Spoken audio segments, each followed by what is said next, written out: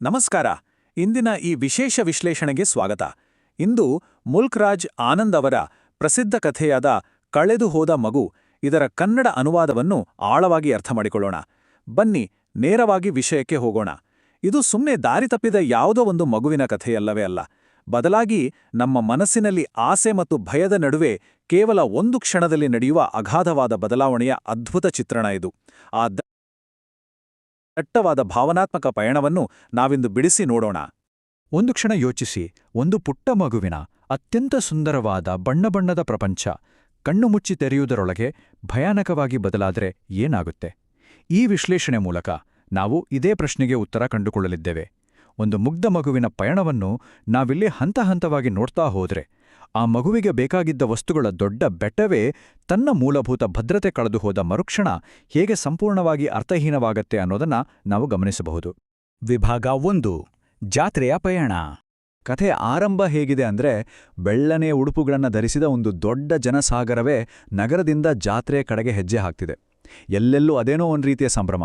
ಆದರೆ ನಮ್ಮ ಕಥಾನಾಯಕ, ಅದೇ ಆ ಪುಟ್ಟ ಮಗು, ದಾರಿ ಉದ್ದಕ್ಕೂ ಸಿಗುವ ಆಟಿಕೆ ಅಂಗಡಿಗಳತ್ತಲೇ ಆಕರ್ಷಿತನಾಗಿ ಗುಂಪಿನಿಂದ ಪದೇ ಪದೇ ಹಿಂದೆ ಉಳಿದುಕೊಡ್ತಿದ್ದಾನೆ.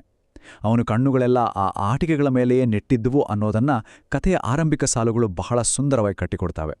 ಒಂಥರ ಮಗುವಿನ ಮುಗ್ಧ ಜಗತ್ತು ಇಲ್ಲಿ ಅನಾವರಣಗೊಳ್ತೆ. ಬಾ ಪಾಪೋ ಬಾ. ಇಡೀ ಕಥೆಯುದ್ದಕ್ಕೂ ಆ ಮಗುವಿನ ಪೋಷಕರು ಪದೇ ಪದೇ ಕೂಗುವ ಮಾತುಗಳಿವು. ಇದು ಕೇವಲ ಒಂದು ಸಾಮಾನ್ಯ ಕರೆಯಲ್ಲ. ಇಲ್ಲಿ ನಾವು ಗಮನಿಸಬೇಕಾದ ಬಹಳ ಮುಖ್ಯವಾದ ಅಂಶ ಏನಪ್ಪಾ ಅಂದ್ರೆ, ಈ ಸಾಲುಗಳು ಒಂದು ನಿರ್ದಿಷ್ಟ ಲಯವನ್ನು ಅಂದ್ರೆ ರಿದಮ್ ಅನ್ನು ಸೃಷ್ಟಿಸುತ್ತವೆ.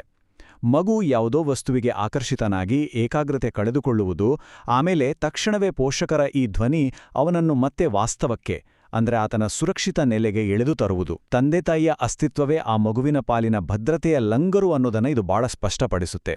ವಿಭಾಗ 2: ಪ್ರಕೃತಿಯ ಆಕರ್ಷಣೆ.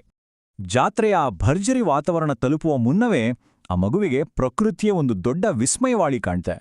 ಕರಗಿಸಿದ ಚಿನ್ನದಂತಿದ್ದ ಸಾಸಿವೆ ಹೊಲ, ಪಾರದರ್ಶಕ ರೆಕ್ಕೆಗಳ ತುಂಬಿಗಳು, ಪಾರಿವಾಳಗಳ ಆಹ್ಲಾದಕರ ಕೂಗುವಿಕೆ, ಜೊತೆಗೆ ಮೈಮೇಲೆ ಸುರಿಯುವ ಹೂಮಳೆ, ಇವೆಲ್ಲವೂ ಮಗುವಿನಲ್ಲಿ ಒಂದು ರೀತಿಯ ಅತೀವ ಆನಂದವನ್ನು, ಕುತೂಹಲವನ್ನು ಹುಟ್ಟುಹಾಕ್ತವೆ. ತುಂಬಿಗನ ಹಿಂದೆ ಓಡೋದು, ಹೂವಿನ ದಳಗಳನ್ನು ಆಯೋದು, ಇವೆಲ್ಲ ಆ ಮಗುವಿನ ನಿಷ್ಕಲ್ಮಶ ಸಂತೋಷದ ಸಂಕೇತ. ಆದರೆ ನಿಸರ್ಗದ ಜೊತೆಗಿನ ಈ ಸಂತೋಷ ಮುಂದೆ ಬರಲಿರುವ ತೀವ್ರ ಭಯದ ಸನ್ನಿವೇಶಕ್ಕೆ ಒಂದು ದೊಡ್ಡ ತದ್ವಿರುದ್ಧ ಸ್ಥಿತಿಯಾಗಿ ಅಂದ್ರೆ ಕಾಂಟ್ರಾಸ್ಟ್ ಆಗಿ ನಿಲ್ಲುತ್ತೆ.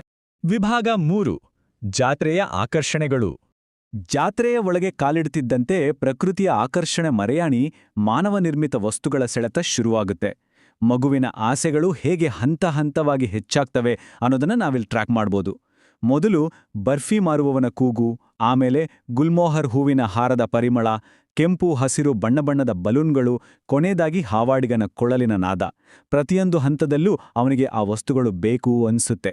ಆದರೆ ತನ್ನ ತಂದೆ ತಾಯಿ ಇವುಗಳನ್ನ ಕೊಡಿಸೋದಿಲ್ಲ, ಯಾವುದೋ ನೆಪ ಹೇಳ್ತಾರೆ ಅನ್ನೋ ಕಟುವಾಸ್ತವ ಅವನಿಗೆ ಮೊದಲೇ ತಿಳಿದಿತ್ತು. ಹೀಗಾಗಿ ಬಲವಾದ ಬೇಡಿಕೆ ಇಡದೆ ತನ್ನ ಆಸೆಯನ್ನ ತಾನೇ ಹತ್ತಿಕೊಂಡು ಮೂಕನಾಗಿ ಮುಂದೆ ಸಾಗುತ್ತಾನೆ.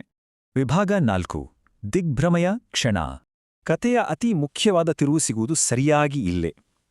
ವೇಗವಾಗಿ ಸುತ್ತುತ್ತಿರುವ ಒಂದು ಬೃಹತ್ ತೊಟ್ಟಿಲು ಅಂದ್ರೆ ಜೈಂಟ್ ವೀಲ್ ಮಗುವಿನ ಕಣ್ಣಿಗೆ ಬೀಳುತ್ತೆ. ಅದನ್ನು ನೋಡಿದಾಗ ಆ ಮಗುವಿಗೆ ತನ್ನ ಆಸೆಯನ್ನ ಇನ್ನಷ್ಟು ತಡೆಕೊಳ್ಳಲು ಸಾಧ್ಯವೇ ಆಗುವುದಿಲ್ಲ. ಬಹಳ ಧೈರ್ಯ ಮಾಡಿ, ನಾನು ತಿರುಗಣೆ ಮೇಲೊಂದು ಸುತ್ತು ಹಾಕುವೆ, ಅಪ್ಪ ಅಮ್ಮ ಅಂತ ಬೇಡಿಕೆ ಇಡುತ್ತಾನೆ. ಅದೇ ಉತ್ತರಕ್ಕಾಗಿ ಹಿಂದಿರುಗಿ ನೋಡಿದಾಗ ಅಲ್ಲಿ ಯಾರೂ ಇರಲ್ಲ, ಕೇವಲ ಶೂನ್ಯ. ಒಂದು ಕ್ಷಣ ಯೋಚಿಸಿ, ಎಂಥ ಭಯಾನಕ ಕ್ಷಣ ಅಲ್ವಾ ಇದು? ಆ ಶೂನ್ಯವನ್ನ ಕಂಡ ತಕ್ಷಣವೇ ಮಗುವಿನ ಸ್ಥಿತಿ ಸಂತೋಷದ ಅಚ್ಚರಿಯಿಂದ ಉಸಿರುಗಟ್ಟಿಸುವ ದಿಕ್ಕುತಪ್ಪಿದ ಹುಡುಕಾಟಕ್ಕೆ ಬದಲಾಗುತ್ತೆ. ಕಣ್ಣೀರು ಧಾರೆ ಧಾರೆಯಾಗಿ ಹರಿಯುತ್ತೆ, ಭಯದಿಂದ ಮುಖ ಕೆಂಪೇರುತ್ತೆ. ಅಮ್ಮ ಅಪ್ಪ ಅಂತ ಅಳ್ತಾ ಆ ದೊಡ್ಡ ಗುಂಪಿನಲ್ಲಿ ಆ ಪುಟ್ಟ ಜೀವ ಅಲ್ಲಿಂದಿಲ್ಲಿಗೆ ಹುಚ್ಚುಚ್ಚಾಗಿ ಓಡಾಡುತ್ತೆ. ತನ್ನ ಸುರಕ್ಷತೆಯ ಅಡಿಪಾಯವೇ ಒಮ್ಮೆಲೆ ಕುಸಿದು ಬಿದ್ದಾಗ ಉಂಟಾಗುವ ತೀವ್ರ ಮಾನಸಿಕ ತಲ್ಲಣವನ್ನು ಬಹಳ ಹೃದಯಸ್ಪರ್ಶಿಯಾಗಿ ಇಲ್ಲಿ ಕಟ್ಟಿಕೊಡಲಾಗಿದೆ. ವಿಭಾಗ 5: ಅಪರಿಚಿತನ ದಯೆ. ದೇವಸ್ಥಾನದ ಬಳಿ ವಿಪರೀತ ಜನಜಂಗುಳಿ. ಆ ದಟ್ಟವಾದ ಜನರ ಕಾಲ್ತುಳಿತಕ್ಕೆ ಸಿಲುಕಿ ಆ ಮಗು ಉಸಿರುಗಟ್ಟಿ ಒದ್ದಾಡ್ದಿದ್ದಾಗ ಅವನ ಚೀರಾಟವನ್ನು ಕೇಳಿದ ಒಬ್ಬ ದಯಾಳು ವ್ಯಕ್ತಿ ಬಹಳ ಪ್ರಯಾಸದಿಂದ ಕೆಳಗೆ ಬಾಗಿ ಆತನನ್ನು ಎತ್ತಿಕೊಳ್ತಾನೆ. ಆ ಅಪರಿಚಿತ ವ್ಯಕ್ತಿ ಭಯಭೀತನಾದ ಬಿಕ್ಕಿ ಬಿಕ್ಕಿ ಅಳುತ್ತಿದ್ದ ಆ ಮಗುವನ್ನು ಹೇಗಾದ್ರೂ ಮಾಡಿ ಸಮಾಧಾನಪಡಿಸಲು ಪ್ರಯತ್ನ ಪಡ್ತಾನೆ. ಅಷ್ಟು ಕಠೋರವಾದ ಗುಂಪಿನ ನಡುವೆ ಕಾಣಿಸಿಯುವ ಮಾನವೀಯತೆಯ ಒಂದು ಸಣ್ಣ ಮಿಂಚು ಇದನ್ನಬಹುದು. ವಿಭಾಗ 6: ಅಂತಿಮ ಸತ್ಯ. ಇಲ್ಲಿ ಗಮನಿಸಿ, ಇದು ಇಡೀ ಕಥೆಯ ಮೂಲ ತಿರುಳನ್ನು ಬಿಚ್ಚಿಡುತ್ತೆ. ಕೇವಲ ಸ್ವಲ್ಪ ಹೊತ್ತಿನ ಮುಂಚೆಯಷ್ಟೇ ಆ ಮಗು ಯಾವೆಲ್ಲ ವಸ್ತುಗಳಿಗಾಗಿ ಜೀವ ಬಿಡುತ್ತಿತ್ತೋ, ಆ ಬರ್ಫಿ, ಬಲೂನು, ಗುಲ್ಮೋಹರ್ ಹೂವಿನ ಹಾರ, ಕೊಳಲಿನ ಸಂಗೀತ, ಈಗ ಅದೇ ಆಕರ್ಷಕ ವಸ್ತುಗಳನ್ನು ಆ ದಯಾಳು ವ್ಯಕ್ತಿ ಮಗುವನ್ನು ಸಮಾಧಾನಪಡಿಸಲು ತಂದುಕೊಡುತ್ತಾನೆ. ಆದರೆ ಮಗುವಿನ ಪ್ರತಿಕ್ರಿಯೆ ಹೇಗಿದೆ ಗೊತ್ತಾ? ಕೊಳಲಿನ ನಾದ ಕೇಳದಿರಲು ಕಿವಿ ಮುಚ್ಚಿಕೊಳ್ಳುತ್ತಾನೆ. ಬಲೂನು, ಹೂವಿನ ಹಾರ, ಸಿಹಿ ತಿಂಡಿ ಎಲ್ಲದರಿಂದಲೂ ತನ್ನ ಮುಖವನ್ನು ಬೇರೆ ಕಡೆಗೆ ತಿರುಗಿಸಿಕೊಳ್ಳುತ್ತಾನೆ. ಒಂದೇ ಮಾತಿನಲ್ಲಿ ಹೇಳ್ಬೇಕಂದ್ರೆ ಎಲ್ಲವನ್ನೂ ಸಂಪೂರ್ಣವಾಗಿ ತಿರಸ್ಕರಿಸುತ್ತಾನೆ. ಈ ಕೊನೆಯ ದೃಶ್ಯ ಇದೆಯಲ್ಲ, ಇದು ನಮ್ಮೆಲ್ಲರ ಮನಸ್ಸಿನ ಮೂಲಭೂತ ಸತ್ಯವನ್ನೇ ತೆರೆದಿಡುತ್ತೆ.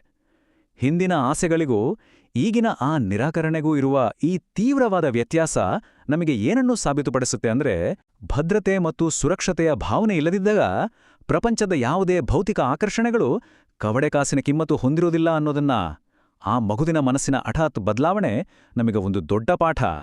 ಆ ಮಗುವಿನ ಬಾಯಿಂದ ಕಡೆಯವರೆಗೂ ಬರುವ ಒಂದೇ ಒಂದು ಆರ್ತನಾದ ಅಂದ್ರೆ, ನನಗಮ್ಮ ಬೇಕು, ಅಪ್ಪ ಬೇಕು, ಅಷ್ಟೇ.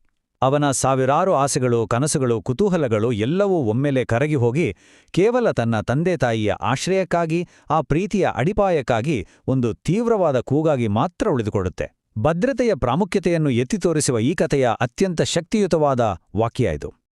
ಈ ವಿಶ್ಲೇಷಣೆಯ ಕೊನೆಯಲ್ಲಿ ಒಂದು ಆಳವಾದ ಪ್ರಶ್ನೆ ಖಂಡಿತ ಕಾಡುತ್ತೆ. ನಾವೆಲ್ಲರೂ ಪ್ರತಿದಿನ ಬೆನ್ನತ್ತುವ ವಸ್ತುಗಳಿಗೆ ನಿಜವಾಗಿಯೂ ಬೆಲೆ ಇದೆಯಾ? ಅಥವಾ ಆ ಬೆಲೆಯು ನಮ್ಮ ಬಳಿ ಅದ್ದಾಗ್ಲೇ ಇರುವ ಸುರಕ್ಷತೆ ಮತ್ತು ಪ್ರೀತಿಯ ಒಂದು ಅದೃಶ್ಯ ಅಡಿಪಾಯದ ಮೇಲೆ ನಿಂತಿದೆಯಾ? ಈ ಕತೆ ಕೇವಲ ಕಳೆದುಹೋದ ಒಂದು ಮಗುವಿನದ್ದಲ್ಲ. ಇದು ನಮ್ಮೆಲ್ಲರ ಬದುಕಿನ ಕಥೆ.